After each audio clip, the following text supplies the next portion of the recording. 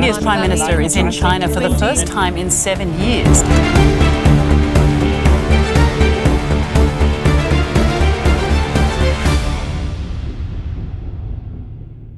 Just few years ago, Indian and Chinese soldiers clashed at Galwan. Over 20 Indian soldiers have lost their lives. Protests erupted across the India to ban Chinese goods, and even the Indian government has banned dozens of Chinese apps from TikTok to UC browser, citing concerns over national security. And yet today, something unthinkable is happening. After the US imposed 50% tariffs on Indian exports, highest on any other country, Prime Minister Narendra Modi is in China right now. It is his first visit in the last 7 years. And President Xi symbolically framed it as the dragon and the elephant must come together. But how come India and China, the neighbors defined by rivalry over past 7 decades, suddenly thinking of becoming allies?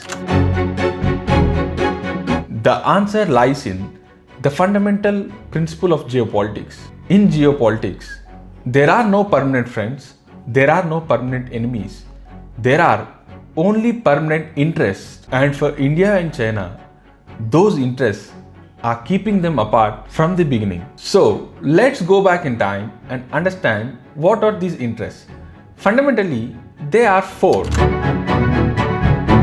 When India gained independence in 1947, it has got its border drawn by the British and the McMahon line in the east and the Johnson line in the west. And the issue is, China never accepted them, and that dispute exploded in 1962 war, and later it flares up at Natula in 1967, Sum Dorongchu in 1987, Doklam in 2017 and Galwan in 2020. Each clash has deepened the mistrust.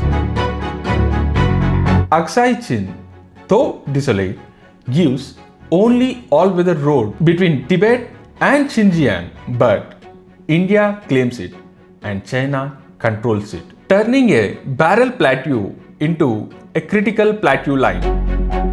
You see, after Dalai Lama fled to India in 1959, Beijing saw it as a threat to its control of Tibet. But for India, granting asylum was just moral and bit strategic, and that decision still casts a shadow on today's relations.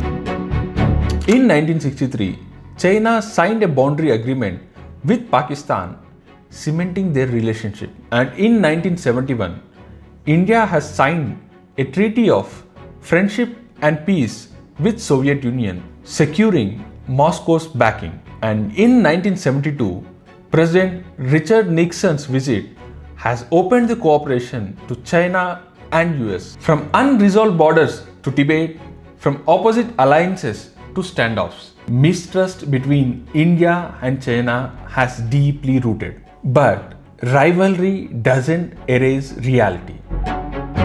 Think about Europe. In World War II, countries like Germany and France have fought the bloodiest battles in the history. Yet, just after a few years, they came together to form what you call as a European Union today. It's not because they suddenly became friends, but because trade and security made it necessary. The same logic applies here as well. China is India's largest trading partner, with bilateral trades going up to $135 billion in 2024. And India relies on Chinese electronics and pharmaceutical ingredients. Nearly 14% of Indian imports come from China alone. At the same time, China cannot ignore India's 1.4 billion consumers, one of the fastest growing markets in the world. Rivalry may define politics, but trade defines survival. Together, they would form the largest combined workforce and consumer base in the world. And geopolitics is adding fuel to this economic fire. At SCO summit, Xi Jinping stood alongside both Modi and Putin. This wasn't a ceremony. Beijing spoke of a new world order that is independent of US dominance. Russia pushed its vision of Eurasian security framework, and India's presence along the both leaders carried symbolism beyond protocol. The message was clear.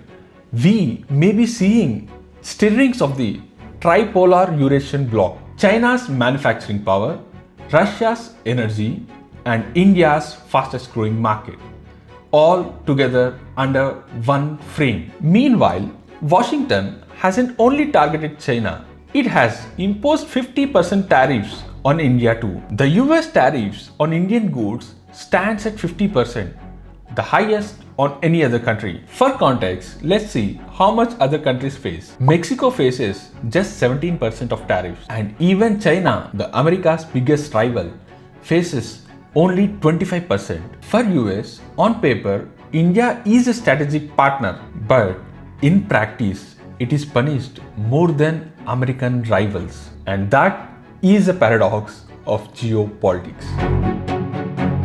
So, where could India and China relations could go in future? It seems three futures stand out. One, the cold peace, where India and China trade more aggressively but still remain rivals. Or choose a strategic thaw, where they share limited cooperation in technology and trade, and it is the most likely near future. Or they may choose full alignment. This is a long shot, but if India and Russia, China fully align together, the global balance may shift overnight. For last 70 years, mistrust has defined India and China, from borders to alliances. And let's be honest, that mistrust isn't not just going to disappear just overnight.